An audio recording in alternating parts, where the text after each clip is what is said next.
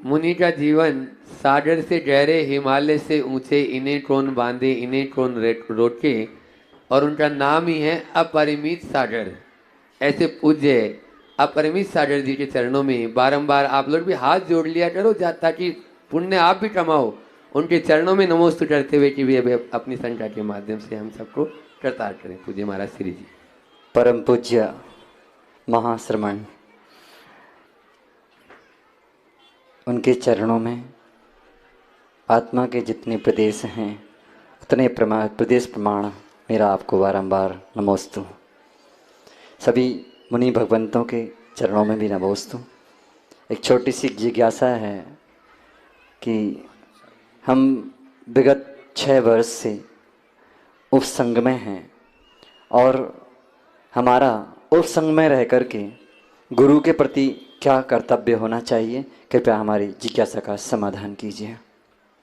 देखिए, संग में हो चाहे उपसंग में, हमें एक बात का ध्यान रखना चाहिए कि हम अंग किसके, और हम अंग हैं, अंगी नहीं। अंग का अस्तित्व अंगी के साथ रहने में है। अंगी से संबंध टूटते ही अंग अर्थहीन हो जाता है। हमारे हाथ पांव अंग है और अंगी हमारा संपूर्ण शरीर। यदि शरीर से हाथ अलग हो जाएगा तो हाथ का कुछ वजूद बचेगा क्या? नहीं बचेगा। हाथ चाहे कितना भी बलिष्ठ हो, लेकिन हाथ की शोभा तभी है जब तक वह शरीर से कनेक्ट है। इसी तरह कोई भी उपसंग हो, उसे इस बात का हमेशा ध्यान रखना चाहिए कि हम अंग हैं, अंगी नहीं।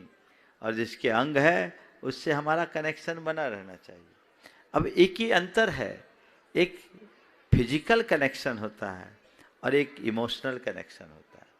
शरीर और हाथ का कनेक्शन तो भौतिक है, लेकिन गुरु और शिष्य का कनेक्शन आंतरिक होता है, वो भावनात्मक होता है।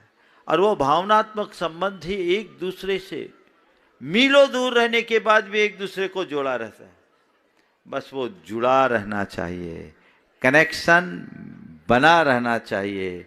दूसरे शब्दों में कहूँ, आज की भाषा में, दुनिया में कहीं भी हो नेटवर्क क्लियर रहना चाहिए, नेटवर्क बना रहना चाहिए। उस नेटवर्क में किसी भी प्रकार का डिफॉल्ट नहीं होना चाहिए। और यदि कहीं गड़बड़ हो तो कोई वाईफाई जोड़ लेना चाहिए, ताकि वो कनेक्टिविटी बनी रहे और फंक्शन चलता रहे। ये यदि हमने जीवन में पा लिया तो वो हमारे जीवन की एक बड़ी उपलब्धि बनेगी और उसके बल पर हम अपने जीवन को बेहतर बना सकें। और दोनों हाथ